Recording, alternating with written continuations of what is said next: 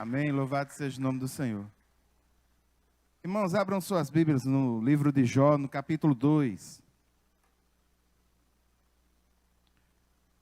Livro de Jó, no capítulo 2. Nós já vimos o capítulo 1. No capítulo 1, nós vimos que Jó tinha uma vida equilibrada, mas o acusador o acusa no sentido de que a adoração de Jó era uma adoração interesseira. E ele também, de certa forma, coloca o Senhor sob julgamento, no sentido de que Deus é um Deus que corrompe, a partir do momento que ele abençoa o interesseiro Jó. E, na realidade, a gente viu que depois de uma sequência fortíssima de ataques contra a família, ataques contra os seus bens, Jó colocou para fora aquilo que estava no seu coração.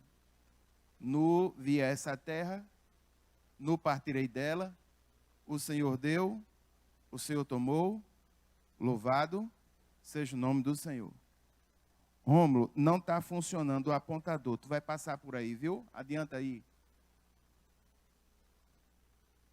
Pode adiantar. Hoje nós vamos, uma pequena parte, nós vamos ao segundo momento em que a segunda acusação é colocada. A segunda acusação, ela é muito sutil, mas ela é bem mais forte, bem mais intimista. Vamos vê-la. Capítulo 2, versículo 1. No outro dia, os anjos vieram apresentar-se ao Senhor, e Satanás veio com eles para apresentar-se. O Senhor perguntou a Satanás: de onde você veio? Satanás respondeu ao Senhor: de perambular pela terra e andar por ela. Disse então o Senhor a Satanás: você reparou no meu servo Jó? Não há ninguém na terra como ele, irrepreensível, íntegro, homem que teme a Deus e evita o mal. Ele se mantém íntegro, apesar de você me haver instigado contra ele para arruiná-lo sem motivo.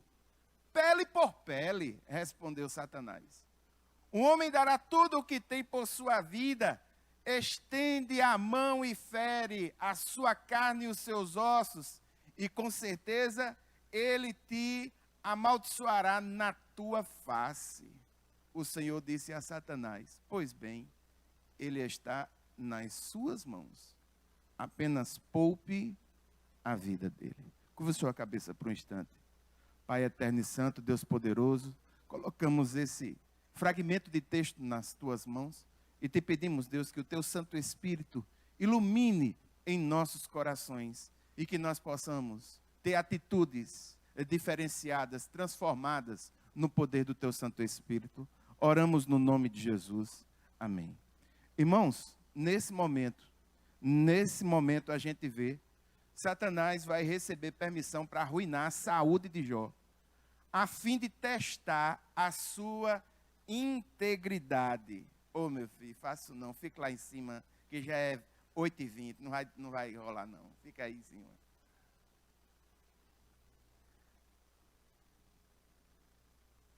Aí o que é que acontece? Agora nós temos o segundo concílio, que é a segunda reunião. E nesse momento o texto diz, no outro dia, ou seja, dando essa sequência histórica, essa sequência ligada àquilo que acontece no capítulo 1, os anjos vêm apresentar-se ao Senhor. O concílio que a gente já falou, no capítulo 1, repete-se a mesma ideia. Satanás veio com eles para apresentar-se. E o Senhor perguntou a Satanás: de onde você veio? Satanás respondeu ao Senhor: de perambular pela terra e andar por ela. Despretensioso esse rapaz, né? O que é que você está fazendo, Satanás? Não, estou aí de boinha, sem fazer nada, né? Só olhando a terra e tal. Só que eu quero lembrar aos irmãos que no capítulo 1, ele foi totalmente derrotado em sua hipótese, em sua ideia, em sua vontade de tentar destruir a Jó. No argumento primeiro de que ao ser atacado em sua família e seus bens, ele haveria de amaldiçoar a Deus, isso não ocorreu. Então ele vem num outro sentido, ele vem numa outra história. Perceba que os mesmos elementos, as mesmas coisas que acontecem no capítulo 1, acontece agora no capítulo 2. A presença de Satanás é percebida rapidamente, nitidamente, e é o Senhor quem começa o diálogo com Satanás novamente, do mesmo jeito que aconteceu no capítulo 1. E aqui a gente vê o testemunho. Mais uma vez, Deus dá testemunho da integridade de Jó. Chamando Jó de meu servo, mostrando essa intimidade. E Jó tem esse relacionamento especial com Deus. Jó é leal em servir ao Senhor. A mesma coisa que acontece no capítulo 1, ele destaca essa integridade novamente. Só que no destaque dessa integridade, ele mostra também algo diferente no versículo 3. Ele fala sobre a instigação que Satanás impetrou como acusador. Versículo 3 diz: disse então o Senhor a Satanás: reparou em meu servo Jó, não há ninguém na terra como ele, irrepreensível, íntegro, homem que teme a Deus e evita o mal. Ele se mantém íntegro, ou seja, Deus dá testemunho da vitória de Jó no primeira instância. Ele se mantém íntegro, apesar de você me haver instigado contra ele para arruiná-lo sem motivo. Irmãos, Deus não pode ser provocado a fazer coisas contra a sua própria vontade. Tudo o que acontece faz parte do seu propósito divino, mesmo que muitas vezes a gente não entenda os porquês. E aqui a gente vai ver uma coisa muito interessante. A resposta que Satanás dá a Deus de forma ousada, ele utiliza uma expressão de sua época, pele por pele. Ele diz: pele por pele, respondeu Satanás, o homem dará tudo o que tem por sua vida. Estende a tua mão e fere a sua carne e os seus ossos, e com certeza ele te amaldiçoará na tua face. Irmãos, veja agora como é sutil a acusação de Satanás. É razoável entender que o acusador, Satanás, agora se queixa de que a provação anterior, em tese, não foi suficientemente forte. A primeira dose não foi radical. Radical é agora. Volta um pouquinho. Radical é agora. Jó está sendo acusado de dureza, de insensibilidade. Por quê? Até aqui, irmãos, a calamidade afetou a vida, de fato, a vida dos outros. Afetou a vida dos servos, afetou a vida dos seus filhos, mas Satanás está dizendo, a pele dele foi poupada. Nada foi infligido diretamente contra ele. Pele por pele. Toque-se-lhe na pele dele e essa integridade vai acabar. Essa expressão pele por pele é um provérbio corriqueiro. As peles eram artigos que eram usados em transações comerciais. Aqui Satanás ele está acusando Jó de estar pronto a dar a pele dos outros, não a dele. Essa é a acusação. A pele dos outros, enquanto estiver fritando, tudo bem, mas a minha... E ele está acusando. Isso é uma acusação quase que no nível de acusando Jó da insensibilidade. Ele é insensível. Então, pode passar, Romulo. Então, o Senhor responde, o Senhor consente. Satanás é autorizado a infligir novamente contra Jó, só que nos limites, do mesmo jeito que acontece no capítulo 1. Versículo 6. O Senhor disse a Satanás: pois bem, ele está nas tuas mãos, apenas poupe a vida dele. Ou seja, Satanás é autorizado a agir, mas dentro dos limites que Deus coloca. Do mesmo jeito que acontece no capítulo 1, acontece no capítulo 2. Só muda a acusação. Por quê? Porque a acusação agora, ela é mais pessoal. Ela é mais subjetiva. Ela é mais direta. Enquanto está na pele dos outros, eu estou resistindo. Agora, se for na dele, eu quero ver se ele não vai dizer. Eu quero ver mexer na saúde dele. Ou seja, é uma acusação de insensibilidade. ele não é sensível o bastante. E ele vai se quebrar quando a doença chegar na vida dele. Irmãos, eu gostaria de ressaltar algumas verdades espirituais, inclusive porque praticamente as verdades espirituais que ocorrem aqui, dos versículos 1 a 6 no capítulo 2, são as mesmas que ocorrem no capítulo 1. Mas eu gostaria de ressaltar uma coisa, irmãos. Apesar de fracassar na primeira demanda, Satanás insiste. Ele não desistiu.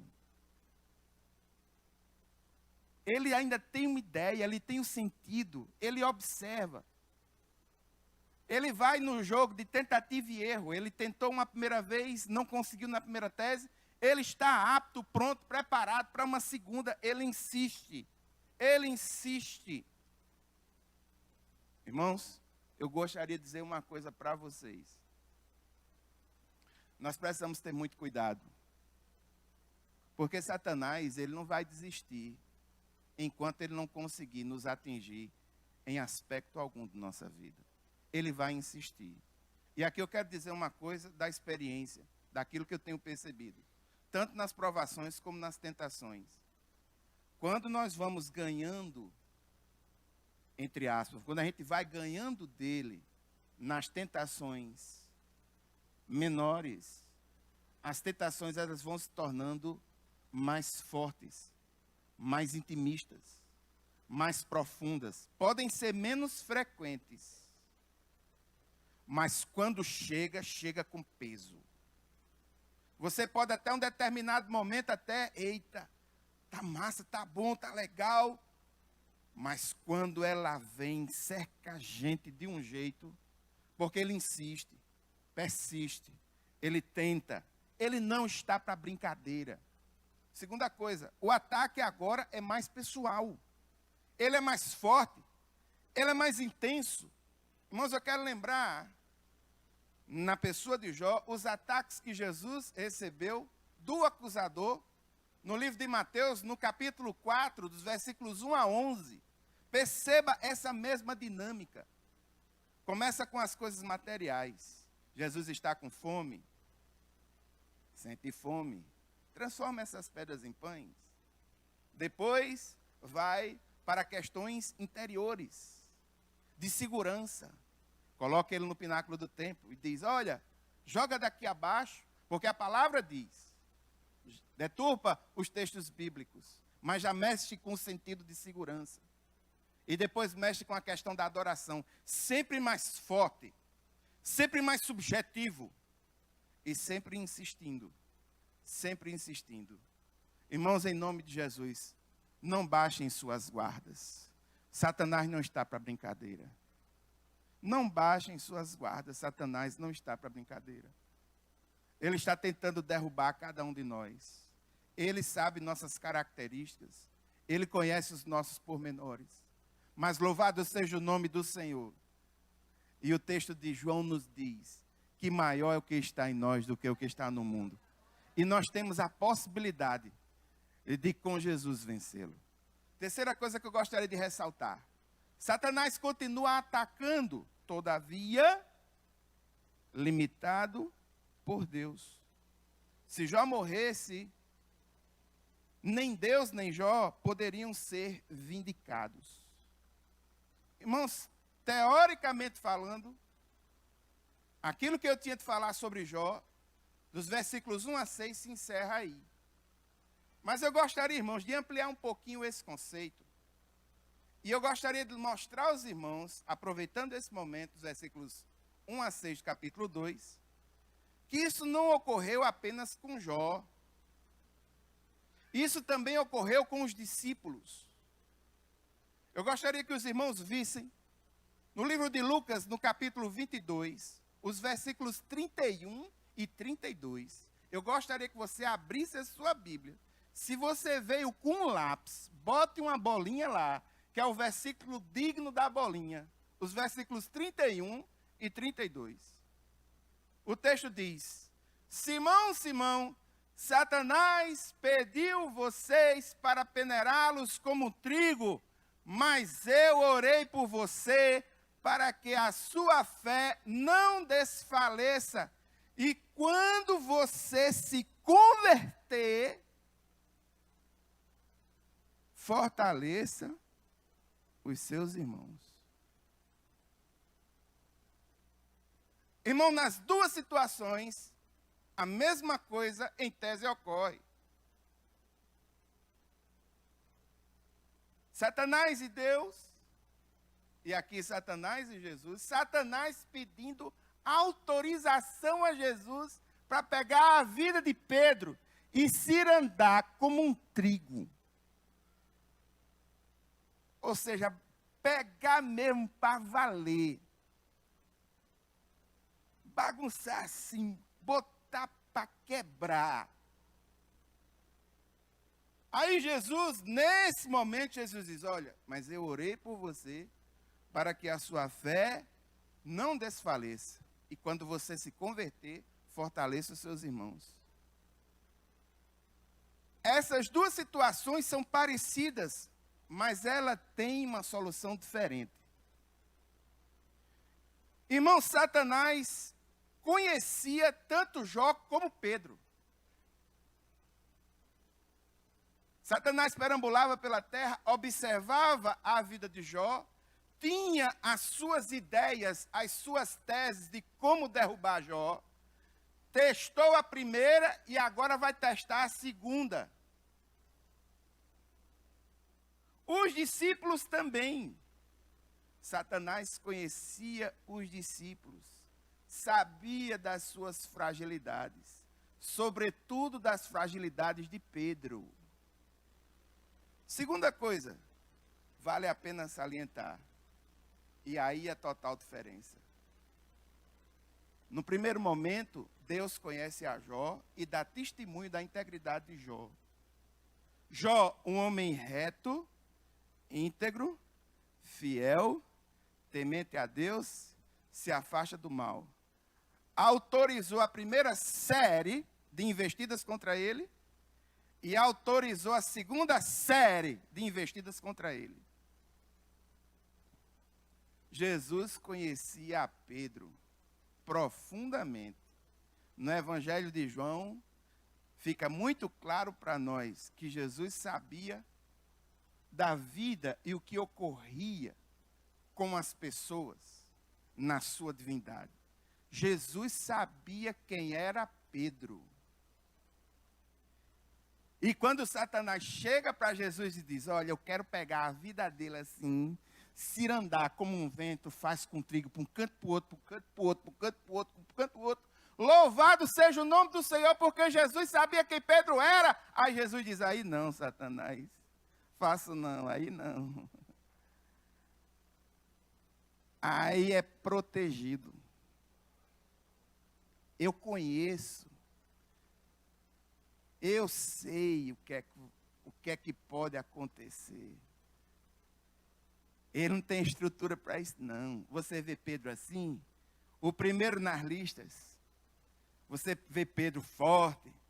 Você vê Pedro pescador, sempre puxando todo mundo para a liderança, sempre fazendo as perguntas dele, sempre fazendo as perguntas em nome dos seus, sempre, mas não vá não, que isso aí é por fora, mas por dentro, terrível, ele não consegue não.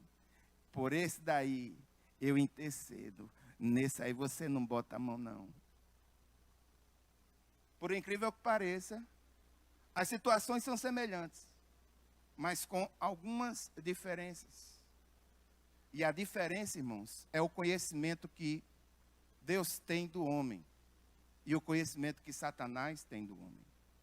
O conhecimento que Satanás tem do homem é fruto da sua observação e da experiência de anos e anos e anos e anos e anos e anos, observando a humanidade, anos e anos e anos e anos, observando a cada um de nós. Já o conhecimento que Jesus tem, o conhecimento que Deus tem é do nosso interior. Ele sabe das capacidades que nós temos. Ele sabe até onde nós podemos sofrer. Ele sabe até onde nós podemos suportar. Louvado seja o nome do Senhor, porque Jesus conhece os nossos limites. Em determinado momento ele pode dizer, vá. Mas em determinado momento, não, aí não vá não, aí eu conheço, aí não vá não. Não vá não. Não vá não. E aqui, irmãos, eu gostaria de marcar algo importante. Pedro foi fortalecido pela intercessão de Jesus. E eu gostaria de utilizar esse momento, irmãos, para lembrar os fundamentos da oração. Irmãos, quando a gente se reúne para orar, a nossa oração, ela assume uma oração, ela não pode ser despretensiosa. A nossa oração, ela deve ser com propósito.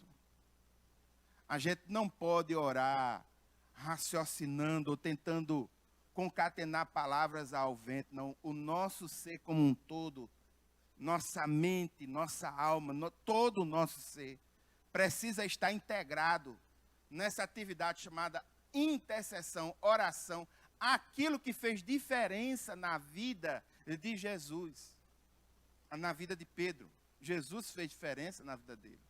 Irmãos, eu quero lembrar que quando a gente se reúne para orar, nós oramos louvando e agradecendo ao Senhor. A grande maioria das orações que foram feitas no culto hoje à noite foram orações com sentido de gratidão. Nós precisamos agradecer ao Senhor. Quando nós agradecemos ao Senhor, nós estamos reconhecendo que Ele foi o provedor em nossa vida. Quando nós agradecemos ao Senhor, nós adoramos a Ele pelo que Ele faz, entendendo também o que Ele é. Então, a oração de gratidão, a gratidão é aquilo que perfuma a alma. A pessoa que tem uma alma agradecida, ele é uma pessoa diferente, diferenciada. Se você conversar com aquelas pessoas amargas, ressentidas, com raízes de amargura em seu ser, você vai perceber que elas não são pessoas agradecidas. A oração nos ajuda. Quando nós oramos agradecendo a Deus, nós nos deparamos com realidades fantásticas da ação de Deus em nós. Deus tem nos livrado e Deus tem dado condição. Então nós precisamos agradecer ao Senhor. Oração de gratidão. Irmãos, em determinados momentos da nossa oração, nós precisamos ter um espaço para a confissão, para o arrependimento. Nós precisamos confessar os nossos pecados. Sim, irmãos, nós estamos livres da condenação eterna do pecado, mas não estamos livres da influência do pecado. E em determinado momento na nossa vida, nós podemos ser influenciados e por essa influência alimentar aquilo, como o Tiago diz, que já tem uma preponderância no nosso coração, viu o pecado e nesse pecado a gente entristeceu o Espírito Santo de Deus. Não é que ele vá sair de nós ou vá nos abandonar, mas esse relacionamento, essa intimidade, esse senso de presença, essa alegria dessa percepção, ela é quebrada. O Espírito Santo é apagado em nossa vida. O Espírito Santo, ele está residente em nós, mas não tem sido presidente do nosso coração. Não tem sido aquele que rege o nosso coração. Quando nós pecamos, nós entristecemos o Espírito Santo. E nós precisamos, na nossa humanidade, entender que somos pecadores. Atos capítulo 1, versículo 8 diz, se dissermos que não temos pecado, mentimos, fazemos Deus de mentiroso, a verdade não está em nós. Agora nós, louvado seja o nome do Senhor, nós temos a possibilidade de não sermos totalmente dominados pelo pecado, porque o sangue de Cristo na cruz do Calvário nos deu essa possibilidade. Nós fomos selados com o Espírito Santo da promessa. Mas existem certos momentos que a gente falha. Existem certos momentos que a gente pensa o que não devia pensar. Existem certos momentos que a gente diz o que não devia dizer. Existem certos momentos que a gente deveria fazer o bem e não faz. Então a gente peca. E nesses momentos que a gente falha, o Espírito nos mostra através do seu entristecimento. E a gente fica triste. É por isso que nós precisamos, em determinados momentos, confessar pecados. Não existe, irmãos, não existe nenhum movimento de avivamento ocorrido no mundo até agora, todos eles passaram pelo crivo da oração e passaram por orações de confissão de pecados. Quando os pecados foram confessados, o Senhor veio com o bálsamo da sua presença, restaurando, refazendo, trazendo cura, restaurando, sobretudo, a alegria de servi-lo. Aí, irmãos, por último lá de laranja, eu coloquei a meditação. Esse é um hábito de oração que, infelizmente, muitos de nós não temos tido a possibilidade de executar. Por quê? Porque nós somos massacrados pelas nossas rotinas. Nós não temos tido tempo suficiente para pensar nas coisas do Senhor, para meditar, para pegar um texto e ler, reler, questionar e ver, e marcar, e memorizar, e colocar, porque a meditação do ponto de vista bíblico é encher a sua mente de Deus. Filipenses 4:8. Tudo que é bom, tudo que é puro, tudo que é justo, tudo que é de boa fama, se há alguma virtude nessas coisas, pensai, enche a sua cabeça de Deus. Salmo capítulo 119. Escondi a tua palavra no meu coração, para não pecar contra ti. É quando a gente pega um texto bíblico, da devocional e fica orando, pensando, remoendo, orando, pensando, remoendo. Essa é a grande diferença da meditação no sentido cristão dentro da oração para a meditação no sentido oriental. A meditação oriental, a meditação transcendental, o objetivo é esvaziar interiormente através do até o camarada ficar vazio de si mesmo, coisa terrível. Eu gosto e acho mais racional a meditação cristã.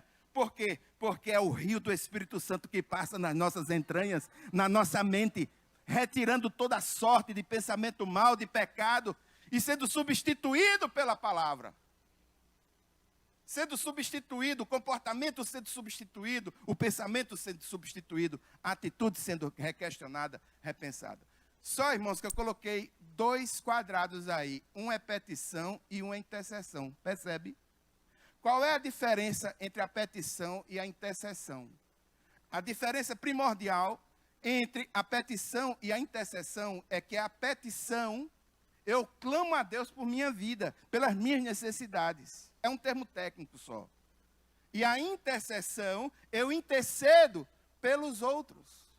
A intercessão é o tipo de oração no qual nós enfocamos as necessidades dos outros. E aqui eu quero dar para você um macete de oração. Irmãos, quando vocês se ajoelharem no quarto que for orar, que vocês se ajoelharem, que a mente der uma rasteira em vocês, porque sabe o que é que acontece? A gente está com a alma tão cheia, tão carregada, que a gente se ajoelha para orar, não consegue ter foco, vem o bloquete de cobrança que tem que ser pago, vem na cabeça às vezes até pensamentos impuros.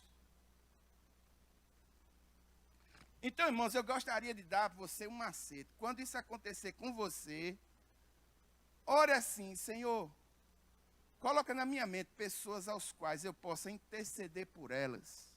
Eu não vou interceder por mim. Coloca na minha mente pessoas aos quais eu possa interceder por elas. É um milagre. Vai aparecer um bocado de gente. E a partir do momento que você começar a interceder por essas pessoas, aí o seu foco mental vai voltar totalmente. E você vai conseguir orar com mais desenvoltura. Quando não estiver fluindo, meu irmão, e você sabe que muitas vezes a coisa não flui. Quantas e quantas vezes eu já me ajoelhei no quarto e praticamente só fiz chorar, não saía nenhuma palavra. Quantas e quantas vezes aqui nesses bancos dessa igreja mesmo aqui, eu entrava aqui escondido, ia ali para o cantinho, me ajoelhava, não saía absolutamente nada. E eu ficava nessa guerra interior, meu Deus, seco, vazio, oco, aquela coisa terrível, aquela angústia. Senhor, sabe uma coisa, já que eu estou aqui, me mostra a gente para interceder. Aí o Senhor ia colocando um, ia colocando outro, ia colocando outro, ia colocando outro, e mais outro. Quando daqui a pouco, irmãos, eu olhava para o relógio, puxa vida, já passou 1 hora, ainda estou aqui de joelhos intercedendo. Então vamos adiante, vamos mais, eu quero mais, Senhor. E quando daqui a pouco, a gente está totalmente quebrantado diante do Senhor. Irmãos, em nome de Jesus, hoje eu gostaria de, no exemplo, nesse contraste, na primeira situação entre Jó e Pedro, ressaltar essa questão da importância da oração, sobretudo a intercessão. Pode passar, Romo. Ezequiel 22:30, o texto diz: procurei entre eles um homem que erguesse o muro e se pusesse na brecha diante de mim, em favor de quem? Em favor desta terra, para que eu não a destruísse. Mas o próprio Deus diz o quê? Eu não encontrei nenhum. Eu gostaria que nessa palavra você fizesse uma reflexão de quanto tempo você tem destinado à oração, sobretudo, quanto tempo você tem destinado à intercessão. A intercessão foi fundamental na vida de Pedro.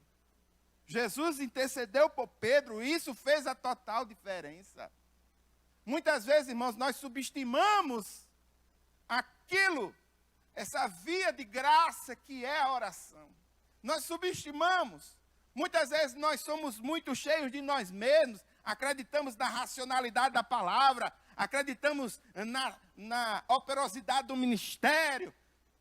Mas vai ter tempos, irmãos, Paulo diz, tempos difíceis, tempos tenebrosos. Hoje eu tirei o dia para interceder. Nunca vi tanto ataque na minha vida. Cada intercessão, cada momento, cada coisa no WhatsApp, recebendo problemas, coisas, situações. Orava, lia, parava, ia me ajoelhar, coração amarrado. E eu coloquei, irmãos, uma meta pessoal. Sempre no final do ano eu tiro o pé assim do acelerador do meu ativismo e paro para refletir o que foi que eu fiz durante o ano e vou aos pés do Senhor Jesus, pedir para que Ele me oriente na agenda onde é que Ele quer que eu faça a diferença e empenhe o tempo que Ele tem dado a mim. Irmãos, hoje eu cheguei à conclusão, na minha agenda, foi uma decisão particular minha. Em 2019, eu vou investir mais tempo de oração. 2019, para mim, vai ser um ano em que eu vou fazer o máximo possível para que eu possa estar de joelhos diante do Senhor. Por que você chegou a essa conclusão, pastor? Diante do quadro que tem se montado. Irmãos, eu quero lembrar os irmãos que o ano de 2019 existe muita expectativa, mas essas expectativas estão sendo colocadas de forma errada. Porque a expectativa, em tese, ela não deve repousar num ser humano como sendo ele o Messias poderoso ou dotado de possibilidades de retirar o nosso país da situação em que se encontra. Quem pode tirar o nosso país da situação que se encontra é o Senhor Deus Todo-Poderoso. É a Ele que nós precisamos recorrer. Irmãos, o ano de 2018, me perdoe a franqueza, mas até, não só na minha família, porque houve um ano, nesses últimos 3 anos, teve um ano que de minha família morreram 9 pessoas, no mesmo ano. Mas esse ano aqui na igreja, eu nunca vi tanta notícia de irmãos nossos, pessoas nossas ligadas a nós, doentes. E a doença desestabiliza demais, desestabiliza financeiramente, desestabiliza emocionalmente, desestabiliza de todo jeito que você pensar. Irmão, nós precisamos clamar, colocar diante do Senhor tudo isso e aquilo que a gente tudo isso que está sendo visto, tudo isso aquilo que a gente está passando, sabe? Nós não podemos, não devemos subestimar. A oração é algo fundamental. Nós precisamos correr para os pés do Pai. 1 Timóteo capítulo 2, versículo 1, antes de tudo, recomendo que se façam súplicas, orações, intercessões e ações de graça por todos os homens. Deus conhece cada um de nós. Deus sabe até onde nós podemos suportar. Deus conhece, Ele sabe. E nesse momento, irmãos, eu vou clamar. E eu gostaria, irmãos, de mover um clamor, em primeiro lugar, por pessoas de nossa família que ainda não tiveram um encontro com o Senhor. Você tem alguém na sua família que o Espírito Santo de Deus está tocando agora, no teu coração, na tua mente. Você tem alguém na tua casa que você olha assim e diz: se ele conhecesse a Deus, a vida dele era diferente. Se ele conhecesse ao Senhor, as decisões dele seriam melhores.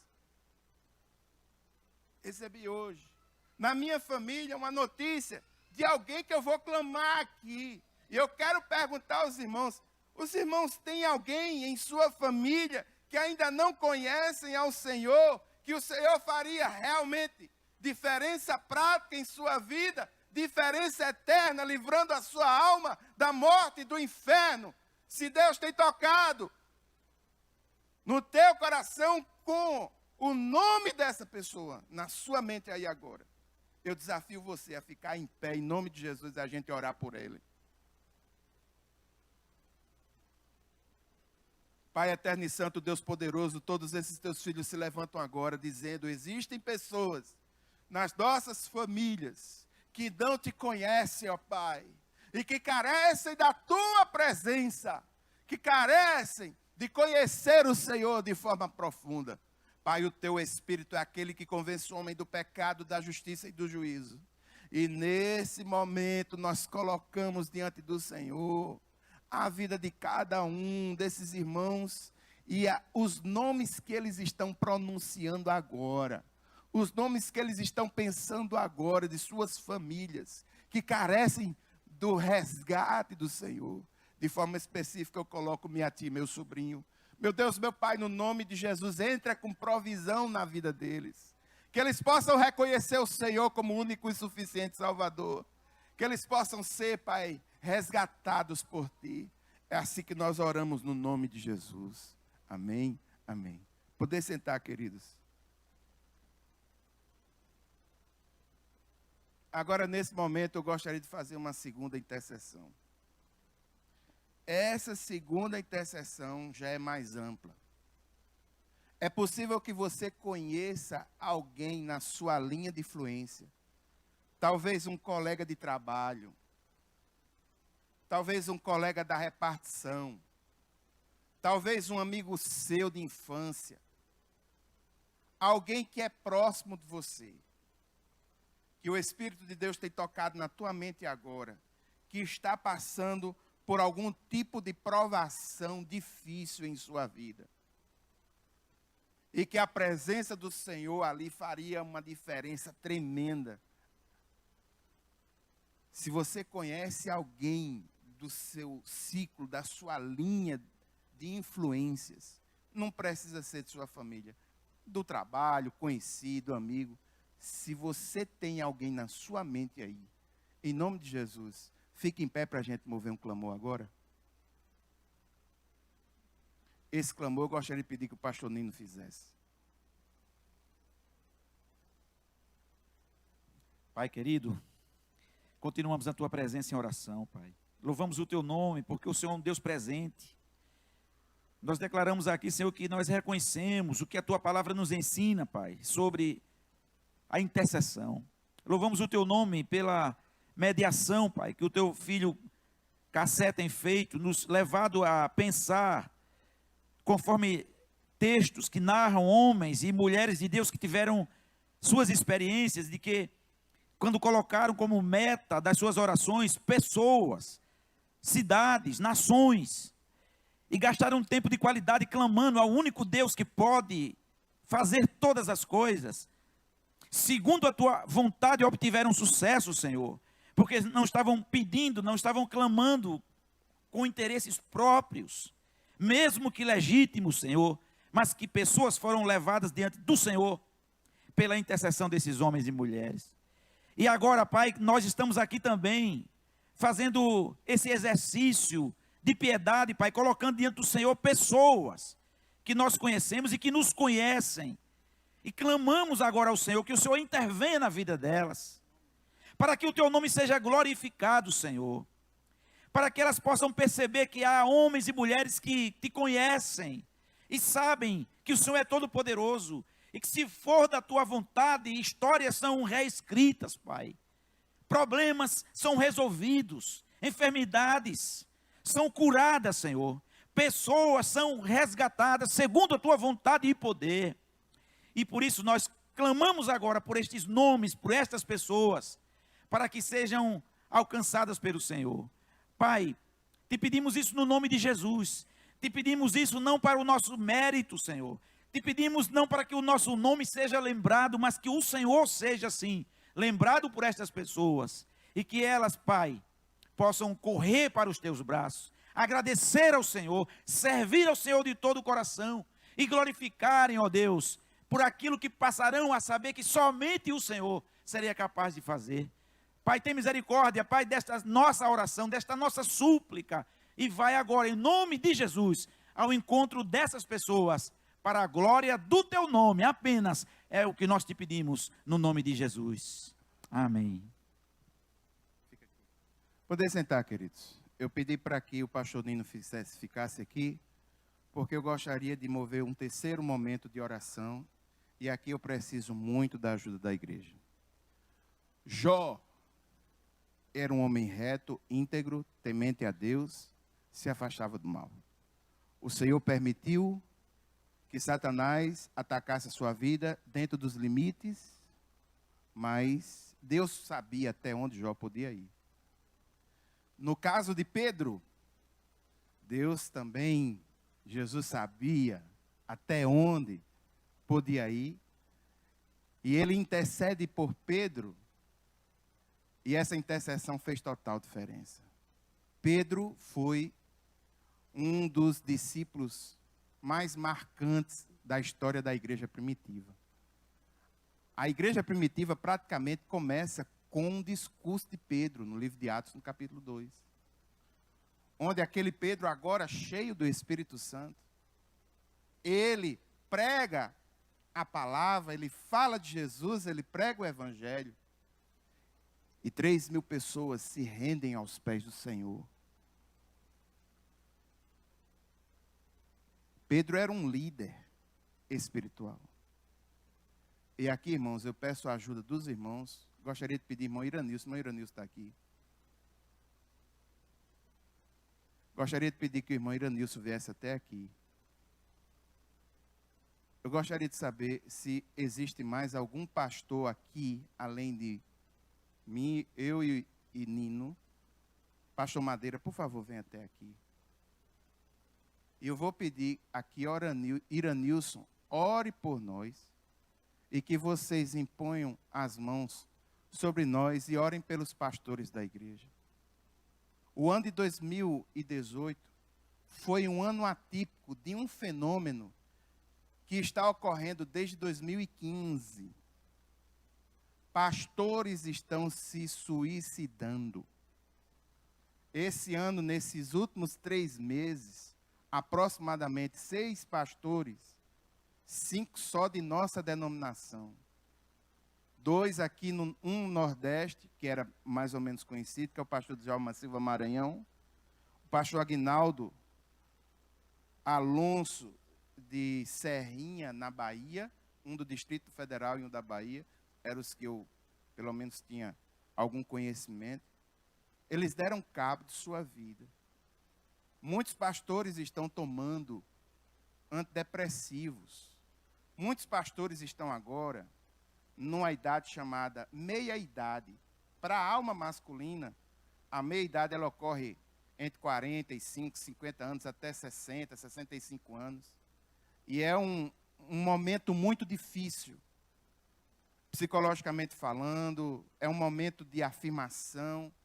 Muitos pastores estão entrando em depressão.